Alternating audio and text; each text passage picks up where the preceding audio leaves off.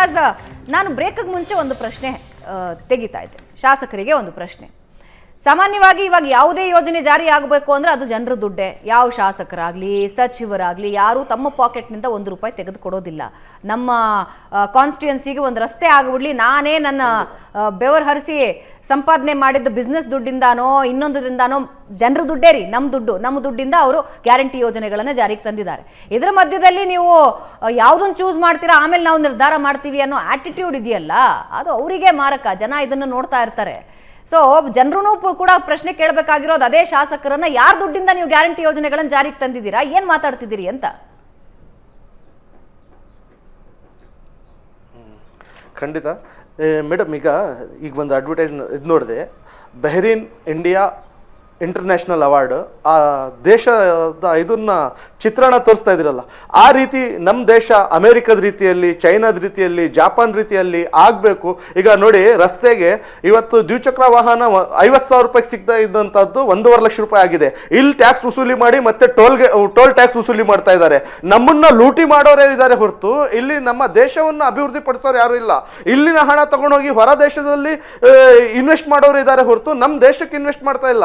ನಮ್ಮ ಯುವಕರು ಇವತ್ತು ವಿದ್ಯಾವಂತರು ಶೈಕ್ಷಣಿಕವಾಗಿ, ಆರ್ಥಿಕವಾಗಿ, ಸಾಮಾಜಿಕವಾಗಿ ಅಭಿವೃದ್ಧಿ ಪಡಿಸುವಂತ ಯಾವುದೇ ಯೋಜನೆಗಳಾಗ್ತಾ ಇಲ್ಲ. ಯಾಕಂದ್ರೆ ಇವತ್ತು ಧಾರ್ಮಿಕವಾಗಿ ಮತ್ತು ರಾಜಕೀಯವಾಗಿ ಬಳಸ್ಕೊಳ್ಳಲಾಗ್ತಾ ಇದೆ. ಇವತ್ತು ನಮ್ಮ ಭಾರತದ ಭವಿಷ್ಯ ಶಿಕ್ಷಣ, ವಿಜ್ಞಾನ, ತಂತ್ರಜ್ಞಾನದಲ್ಲಿ ಅಡಗಿದೆ. ಆದ್ರೂ ಅದ್ರ ಬಗ್ಗೆ ಯಾವುದು ಕಾಳಜಿ ಯಾರು ವಹಿಸ್ತಾ ಇಲ್ಲ. ಯಾಕಂದ್ರೆ ಗ್ಯಾರಂಟಿ, ನಾನು ಹೇಳಿದೆ ಅವಾಗಲೇ, ನಮಗೆ ಗ್ಯಾರಂಟಿ ಅವಶ್ಯಕತೆ ಇಲ್ಲ. ನಮಗೆ ಇಲ್ಲಿ ದುಡಿಯುವಂತಹದ್ದು ಮನುಷ್ಯ ಶಿಕ್ಷಣಕ್ಕಾಗಿ ಮಕ್ಕಳನ್ನ ವಿದ್ಯಾಭ್ಯಾಸ ಪಡಿಸ್ಬೇಕಂತ, ಮತ್ತೆ ಆರೋಗ್ಯಕ್ಕೋಸ್ಕರ ದುಡಿತಾನೆ. ಹಾಳಾಗ್ಬಿಡ್ತಾ ಇದ್ದಲ್ಲಪ್ಪ ನಂದು ಆರೋಗ್ಯ, ನಾನು ಏನಾದ್ರೂ ಮಾಡಿ ಉಳಿಬೇಕಂತ. ಆ ಶಿಕ್ಷಣ ಒಂದು ಮತ್ತೆ ಆರೋಗ್ಯ ಎಲ್ಲ ಸಂಪೂರ್ಣ ಉಚಿತ ಕೊಟ್ಟು ನಮ್ಮ ದೇಶ ಅಭಿವೃದ್ಧಿ ಪಡಿಸುವಂತ ಯೋಜನೆ ಮಾಡ್ಲಿ ಇವರು. ಒಪ್ಕೊಳ್ಳೋಣ, ರಾಜ್ಯ ಸರ್ಕಾರಕ್ಕೂ ಹಂಗಿದ್ದೆ ಒಂದ್ ಹೇಳಿ, ಫ್ರೀ ಎಜುಕೇಶನ್ ಕೊಡಿ ಎಲ್ರಿಗೆ, ಪ್ರೈವೇಟ್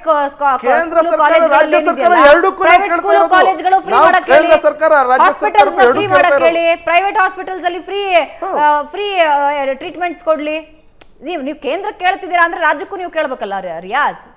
ನಾವು ಅದನ್ನೇ ಕೇಳ್ತಾ ಇರೋದಲ್ಲ. ಇವತ್ತು ಎಷ್ಟು ಬಡವರು ಆಸ್ಪತ್ರೆಯಲ್ಲಿ ಒಂದ್ಸತಿ ಟೆಸ್ಟಿಗೆ ಹೋದ್ರೆ ಆಸ್ಪತ್ರೆ ಮೆಟ್ಲೆ ಹತ್ತಿದ್ರೆ ₹2,000-5,000 ದುಡ್ಡು ಬೇಕು ಮೇಡಮ್. ಆ ದುಡ್ಡು ಎಲ್ಲಿಂದ ತರ್ತಾರೆ ಇವ್ರು ಹೇಳ್ತಿದ್ದಾರೆ ಆಯುಷ್ಮಾನ್ ಕೊಟ್ಟಿದೀವಿ, ಕೇಂದ್ರ ಸರ್ಕಾರ ರಾಜ್ಯ ಸರ್ಕಾರದ ಕೊಟ್ಟಿದೀವಿ ಅಂತ ಗ್ಯಾರಂಟಿ. ಅಲ್ಲ, ಅದಕ್ಕಿಂತ ಹೆಚ್ಚಾಗಿ ಲೂಟಿ ಮಾಡ್ಕೊಂಡು ಇವರು MLA MP ಸಾಮ್ರಾಜ್ಯಗಳನ್ನೇ ಕಟ್ಕೊಂಡಿದಾರಲ್ಲ. ನಮ್ಮ ಭಾರತ ಯಾವಾಗ ಬಿಲ್ಡ್ ಆಗತ್ತೆ? ರೈಟ್. ಇವಾಗ ನೀವು MLA MP ಅಂತ ಮಾತಾಡ್ತಾ ಹೋದ್ರೆ ಅದು ಅಮೆರಿಕ, ಚೈನಾ, ಜಾಪಾನ್ ರೀತಿ ಯಾವಾಗ ಮಾಡ್ತಾರೆ? ಅಂತಿಮ ಘಟ್ಟಕ್ಕೆ ಬಂದಿದ್ದೀವಿ. ಮೋಹನ್ ವಿಶ್ವ ಅವರೇ, ಫೈನಲ್ ವರ್ಡ್ಸ್. ನೋಡಿ ಮೇಡಮ್, ಒಂದು ಈ ಸರ್ಕಾರ ಅಧಿಕಾರಕ್ಕೆ ಬಂದ್ಮೇಲೆ ಕರ್ನಾಟಕದಲ್ಲಿ ಅವರ ಹೇಳಿದಂಥ ಗ್ಯಾರಂಟಿಗಳನ್ನ ಸರಿಯಾಗಿ ಅನುಷ್ಠಾನನೂ ಮಾಡಿಲ್ಲ, ಸರಿಯಾದ ಟೈಮ್ಗೂ ಮಾಡಿಲ್ಲ. ಎಲ್ಲೋ ಇಲ್ಲೊಂದು ಮಾಡ್ಕೊಂಡು ಬರೀ ಪೇಪರ್ ಅಡ್ವರ್ಟೈಸ್ಮೆಂಟ್ ಮಾಡ್ಕೊಂಡು ಹೋಗ್ತಾ ಇದ್ದಾರೆ. ಎರಡನೇದು, ಇವರೇ ಒಂದ್ ಕಡೆ ಅಡ್ವರ್ಟೈಸ್ಮೆಂಟ್ ಕೊಟ್ಕೊಳ್ತಾರೆ, ಅತಿ ಹೆಚ್ಚು ತೆರಿಗೆ ಸಂಗ್ರಹ ಆಗ್ತಾ ಇದೆ, ಕೇಂದ್ರದಿಂದ ತೆರಿಗೆ ಬಂದಿದೆ, ಅದು ಇದು ಅಂತೆಲ್ಲ ಹೇಳ್ಕೊಂಡು ಇವ್ರು ಅಡ್ವರ್ಟೈಸ್ಮೆಂಟ್ ಕೊಟ್ಕೊಂಡು, ಇನ್ನೊಂದು ಕಡೆ ಇವ್ರ ಶಾಸಕರಿಗೆ ಇವರೇ ಹೇಳ್ತಾರೆ ನಮ್ಮ ಹತ್ರ ಹಣ ಇಲ್ಲ, ಯಾವುದು ಅನುದಾನ ಕೊಡೋಕೆ ಆಗೋದಿಲ್ಲ ಅಂತ ಹೇಳ್ಬಿಟ್ಟು. ಸೊ ಒಂದ್ ಕಡೆ ಹಣ ಇಲ್ಲ ಅಂತಾನೂ ಹೇಳೋದು, ಇನ್ನೊಂದು ಕಡೆ ಇವ್ರ ಶಾಸಕರಿಗೆ ಪತ್ರ ಬರೆಯೋದು ಏನಂತ ನಮ್ಗೆ ಹಣ ಕೊಡಿ ಅಂತ ಹೇಳ್ಬಿಟ್ಟು. ನೀವು ನೋಡಿ, ಕಳೆದ 10-11 ತಿಂಗಳಲ್ಲಿ ಅಧಿಕಾರಕ್ಕೆ ಬಂದಿವರು ಒಂದೇ ಎಲ್ಲಾದ್ರೂ ಒಂದು ದೀಪ ಬೆಳಗೋದು, ಒಂದು ಶಂಕುಸ್ಥಾಪನೆನೋ ಉದ್ಘಾಟನೆ ಬಿಟ್ಬಿಡಿ, ಸೆಕೆಂಡ್ ಒಂದು ಗುದ್ಲಿ ಪೂಜೆನ ಮಾಡಿದ್ದಾರೆ ಇವರು. ಇದುವರೆಗೂ ಒಂದೇ ಒಂದು ಅಭಿವೃದ್ಧಿ ಕಾರ್ಯಕ್ಕೆ ಚಾಲನೆ ಕೊಟ್ಟಿಲ್ಲ. ಇದು ಪಕ್ಕ ದಿವಾಳಿ ಆಗಿರುವಂತ ಸರ್ಕಾರ. ಒಂದ್ ಕಡೆ ಗ್ಯಾರಂಟಿಗೂ ಹಣ ಒಂದ್ಸದಕ್ಕೆ ಇವ್ರ ಕೈಲಿ ಆಗ್ತಿಲ್ಲ ಅಂತ ಹೇಳ್ತಾರೆ, ಗ್ಯಾರಂಟಿ ಅನುಷ್ಠಾನ ಮಾಡ್ತಾರೆ, ಇನ್ನೊಂದ್ ಕಡೆ ಅಭಿವೃದ್ಧಿನೂ ಮಾಡ್ತಾ ಇಲ್ಲ. ನಾವ್ ಹೇಳ್ತಿರೋದಲ್ಲ, ಅವ್ರದೇ ಶಾಸಕರು ಅವ್ರುಗಳೇ ಪತ್ರ ಬರೀತಾ ಇರೋದು ನಮ್ಗೆ ಹಣ ಕೊಡಿ ಅಂತ. ಇಲ್ಲ ಅಂತ ಹೇಳ್ತಾರೆ ಇದೇ ಸಿದ್ದರಾಮಯ್ಯ, DK ಶಿವಕುಮಾರ್. 4 ಜನಕ್ಕೆ ಧನ್ಯವಾದ ಚರ್ಚೆಯಲ್ಲಿ ಭಾಗಿಯಾಗಿದ್ದಕ್ಕೆ. ಸೊ ವೀಕ್ಷಕರೇ, ಇದು ಈ ಹೊತ್ತಿನ ವಿಶೇಷ. ನೇರ ದಿಟ್ಟ ನಿರಂತರ ಸುದ್ದಿಗಾಗಿ ನೋಡ್ತಾ ಇರಿ ಏಷ್ಯಾನೆಟ್ ಸುವರ್ಣ ನ್ಯೂಸ್.